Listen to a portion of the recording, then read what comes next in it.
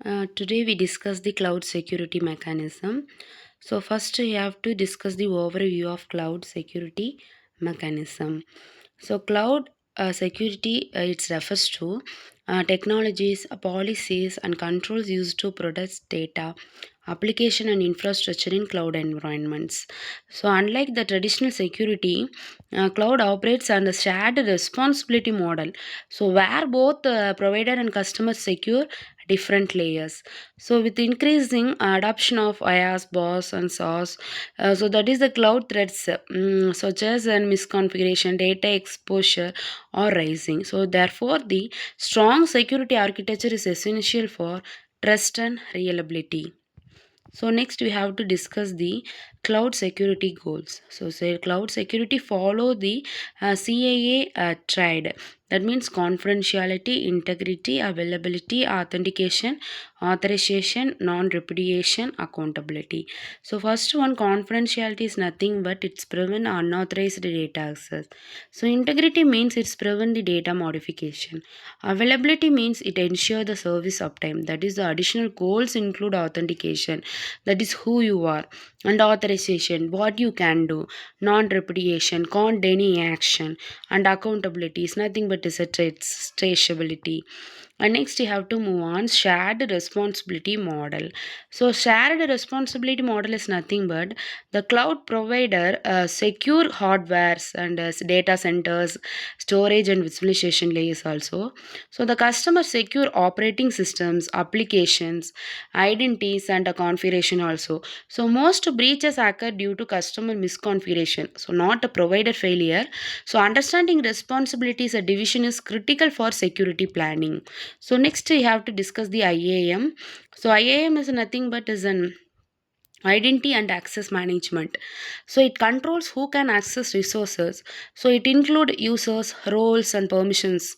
So principal or least privilege, so it means giving minimum required permission only, and that is MFA. And SSO improve the security by reducing password only authentication risk. So next we have to discuss the authentication mechanisms.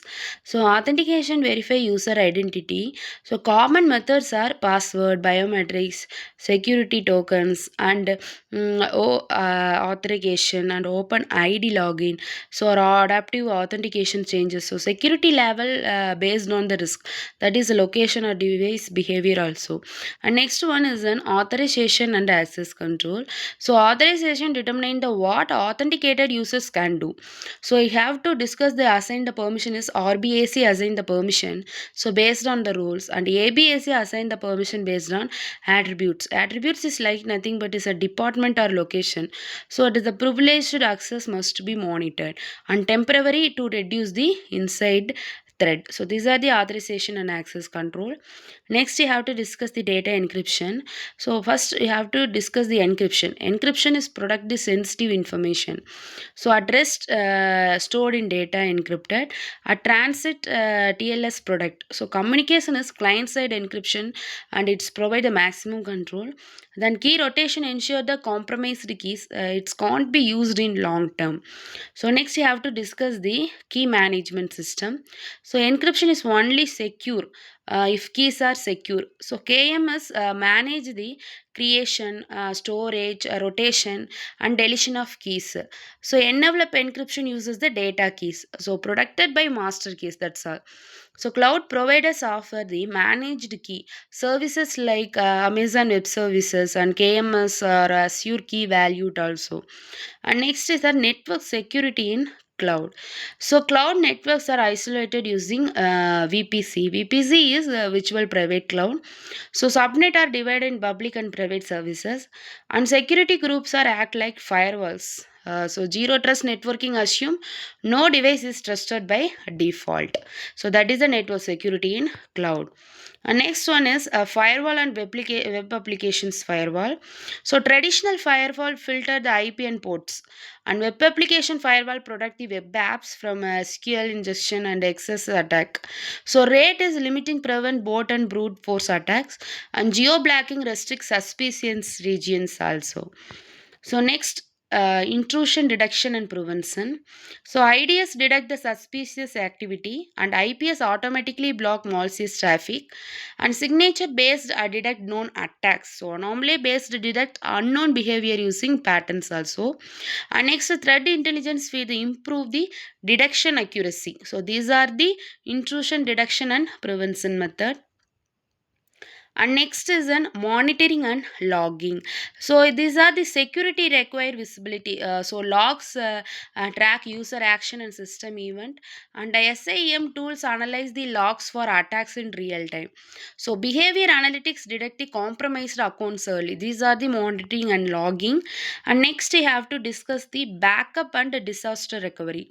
So backup protect the against data loss and ransomwares, and RPO defines the acceptable data loss time, and RTO define the recovery speed. So RPO is an acceptable, but RTO is a recovery speed. And next, geo redundancy ensures services is a continuity if a region fails.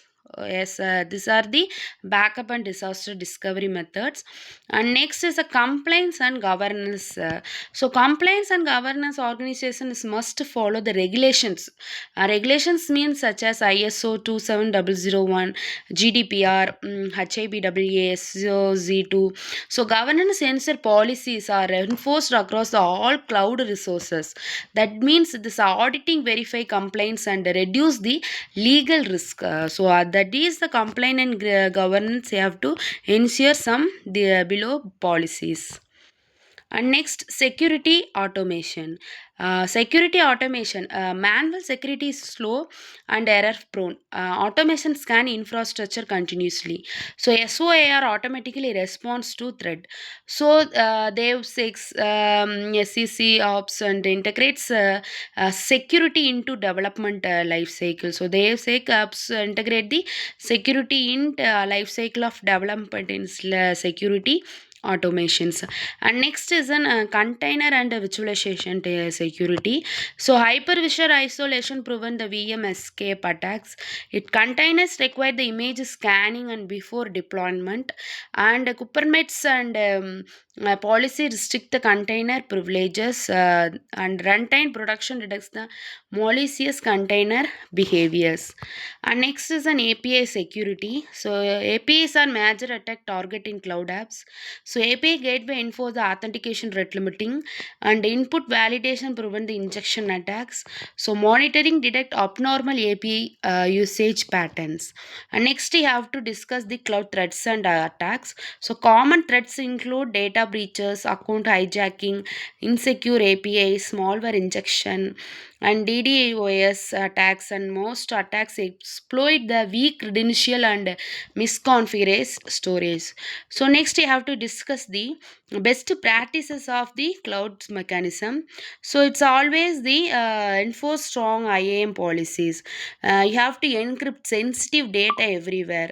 Regularly, you have to batch and update systems, and continuously monitoring activity and train employees on security awareness. That's the best practice of the security mechanism. And finally, they have to conclude the topic. So, cloud security requires the layer defense strategy. Its automation and monitoring improving production. So, security is shared responsibility between the provider and user. So, future security will rely on AI based threat detection and zero trust architecture. Thank you.